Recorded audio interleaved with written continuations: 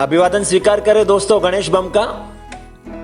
अगर हम आर्थिक रूप से कमजोर हैं तो ये ना सोचे कि हम दान नहीं कर सकते, क्योंकि दान के लिए सिर्फ धन ही नहीं मन से भी किया जा सकता है।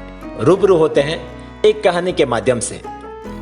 एक बुजुर्ग शिक्षिका भीषण गर्मियों के दिन में बस में सवार हुई, पैरों के दर्द से बेहाल, लेकिन बस में सीट न देखकर जैसे तैसे खड़ी हो गई। बस ने कुछ ही दूरी तय की थी कि एक उम्रदराज औरत ने बड़े सम्मान पूर्वक आवाज दी, आ जाइए मैडम, आप यहां पर बैठ जाइए। कहते हुए उसे अपनी सीट पर बिठा दिया। खुद वो गरीब सी औरत बस में खड़ी हो गई। मैडम ने दुआ दी, बहुत बहुत धन्यवाद, सच में मेरी बुरी हालत थी। उस गरीब महिला के चेहरे पर एक सुकून भरी मुस्कान फैल गई। कुछ देर बाद शिक्षिका के पास वाली सीट खाली हुई, लेकिन उस महिला ने एक और महिला को, जो एक छोटे बच्चे के साथ यात्रा कर रही थी और मुश्किल से बच्चे को ले जाने में सक्षम थी, उसे सीट पर बिठा दिया। अगले पड़ाव पर बच्चे के साथ महिला भी उतर गई। सीट खाली हो गई, लेकिन उस नेक दिल महिला ने बैठने का लालच नहीं किया। बस में चढ़े एक कमजोर बूढ़े से व्यक्ति को बिठा दिया जो अभी अभी बस में चढ़े थे। सीट फिर से खाली हो गई। बस में अब घिनी चुनी सवारियां रह गई थी। अब उस अध्यापिका ने महिला को अपने पास बिठाया और पूछा, सीट कितनी बार खाली हुई, लेकिन आप लोगों को ही बिठाते रहे, खुद नहीं बैठे, क्या बात है?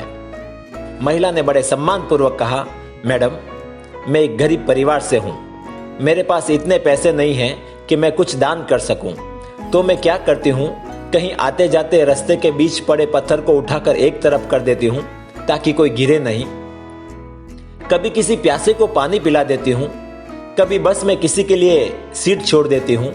फिर जब सामने वाले मुझे दुआएं देते हैं तो मैं अपनी गरीबी भूल जाती हूं। दिन भर की थकान दूर सी हो जाती है।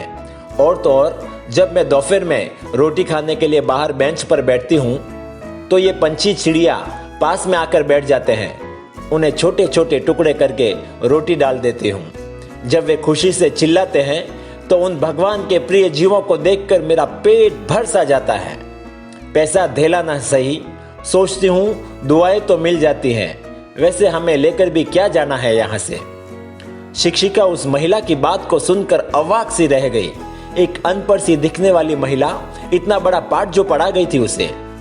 दोस्तों, अगर दुनिया के आधे लोग भी ऐसी सोच को अपना ले तो ये धरती स्वर्ग बन जाएगी, मानवता महक उठेगी। किसी की मदद के लिए अपना मन बड़ा कीजिएगा, अपना और औरों का ख्याल रखिएगा।